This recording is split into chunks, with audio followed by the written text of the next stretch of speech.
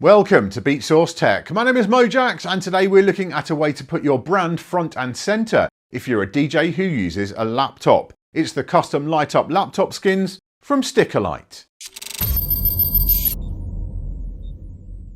Before we begin with this one, a quick disclaimer. The overwhelming majority of products I cover on this channel are loaned to me and go back afterwards. In this case though, Stickerlight have obviously custom made this skin for me. It has my name on it, which is a bit of a giveaway. However, as with all my reviews, they don't know what the content of this video will be, have had zero influence over what I say in it, and I'm free to give you my honest opinion. I think the first time I saw a laptop with a custom illuminated logo was years ago when I came across Uncover Mac, who used the glowing Apple logo in old MacBooks and created a custom replacement lid panel to harness that. A cool idea with three issues. Firstly, they only did them for certain Macs. Secondly, if you changed your laptop, you'd have to get another one. And thirdly, it was very, very expensive, starting at €700. One of the DJs I saw using one was Jazzy Jeff, and I loved how it looked, but at some point in the last couple of years, I noticed that he's now using a different product instead, and something rather more animated at that.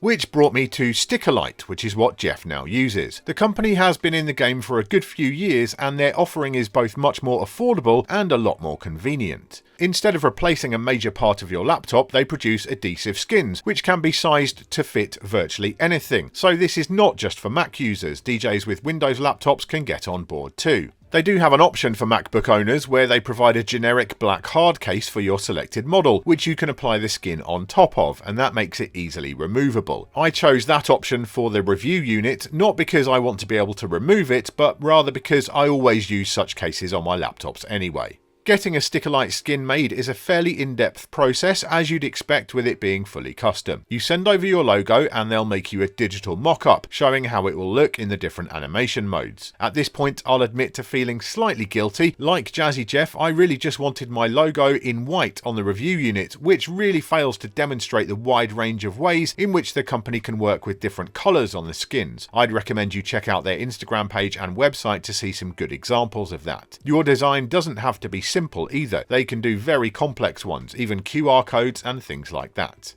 One important thing to note, Stickerlight use electroluminescent technology, not LEDs, which means they don't kick out any harsh glare or have an obvious refresh cycle, and so they look fantastic in photos and on video, not just in the flesh. The other thing to mention is that, whilst it's obviously better looking when illuminated, the designs still look good when they aren't powered up too. My logo, which is white when lit, has this kind of off-white peachy colour to it when disconnected, and it still stands out nicely. Once you're happy with the design and the way it animates, you pay for your order and then you'll be waiting a while to receive it, at least a few weeks, perhaps up to 3 months, depending on how many orders they have on the go.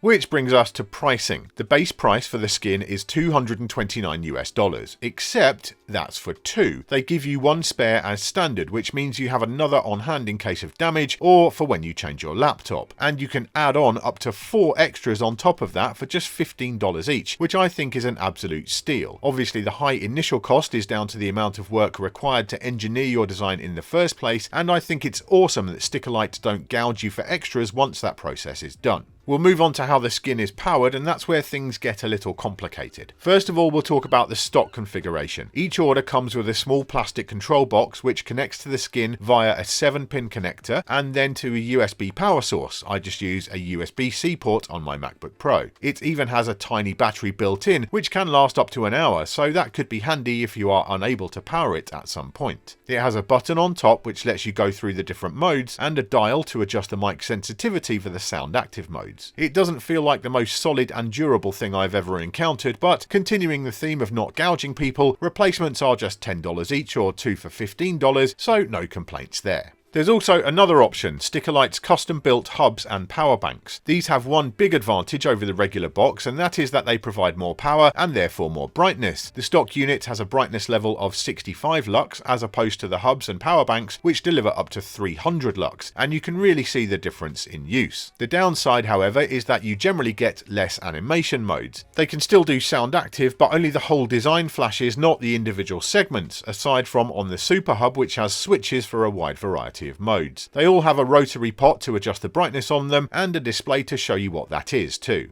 They range in price from $55 to $145 for the power bank A or B. They sent me the A. This, as the name implies, is also a beast of a power bank, has a wireless charger on top and even a very bright built-in flashlight. I'm in two minds about this. On the one hand, I love the extra brightness it provides, and having a power bank on hand in the field is always useful, especially one with as much juice as this. But on the other hand, it is massive and heavy, and it does look rather homemade. I feel like if you're taking one through airport security a lot, I fear the TSA might want to have a word about your strange custom box full of power cells and wiring on occasion. It's nice to have the option, and I find myself taking the power bank when I'm already carrying a lot of other stuff anyway, and leaving it at home when I need to travel light. But I think if I was choosing my own spec, I'd probably go for the smaller Hub B. I mentioned the word homemade, and I think that's one aspect where the Stickerlight skins might put some people off. These are 100% custom, handmade products, not mass-produced factory pieces, and so I'm not going to fault them for that too much, but it is a thing. For example, I appreciate that the flat 7-pin connectors are probably the only off-the-shelf solution to getting power into what is a very low-profile adhesive skin, but they do look a little rough and ready in the light of day, and even then there is a noticeable bulge in the skin where the connection goes in. Definitely take care to drop your laptop into your bag with the connector side up, as I'm sure it could get snagged quite easily. Add to that the cutout in that area, which is pretty noticeable when the Stickerlight isn't hooked up if you don't have a black laptop or black case, and I think some DJs who desire the absolute classiest look possible or do a lot of gigs in daylight might turn their noses up a little. For me though, the overall result looks so good in whatever lighting conditions that I'm happy to deal with that. Oh, and there's one other thing. Stickerlights do emit a quiet but nevertheless noticeable high-pitched noise when powered on. It really isn't that loud. From around 1 foot away, a decibel meter app on my phone reckoned it to be about 3 or 4 dB, but it is there, and it changes as the different segments light up, so it's either constant or not, depending on what you're doing. In a busy venue with loud music playing, nobody will notice. You absolutely won't hear it above the room sound. But in a quieter environment like a studio, if you're sensitive to that sort of thing, it could potentially drive you a bit mad. I certainly wouldn't have it running whilst recording these videos, as it would show up in the audio.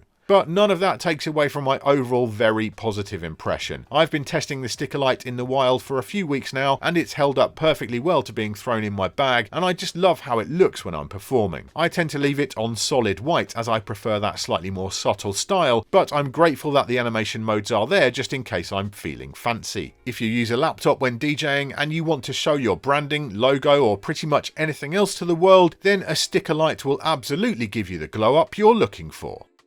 So there you go, my thoughts on the custom light up laptop skins from Stickerlight. I've got no doubt that this product won't be for everyone, much like skins on DJ gear in general. But if you've watched this channel for a while, you'll know I'm a fan of those, and I'm really into this product too. As with any custom designed thing, it can look clean and classy, or it could look like an explosion in an LED factory. But that's up to you, the buyer, and your personal taste. The Stickerlights do look a little DIY on very close examination of the connections, although not from an average crowd distance, but I'm not sure there's much the company could do to avoid that without making them much more expensive, and that would remove one of the big selling points of the product, which is, I think, their excellent value. Yes, the initial creation and setup cost isn't especially cheap, but the fact you can add on extra skins for such a small price means that your Stickerlight design can stay with you over many years and through many laptops. Overall, it's a product that I'm happy to recommend, as I can say this for certain: if I was to damage the review unit or change my logo, I would buy myself another one in a heartbeat. In the comments, let us know your thoughts on the Stickerlight skins. Have you got one yourself, and if so, would you also recommend it? And are you a fan of customizing kit in general, or do you think DJ gear should be left as the manufacturer intended? Sound off down below. Thank you for watching this episode of Beatsource Tech. I do hope you've enjoyed it or found it useful. If you have, please give the video a thumbs up and make sure you subscribe to the channel and you've turned on notifications so you don't miss any future videos. I'll see you next time.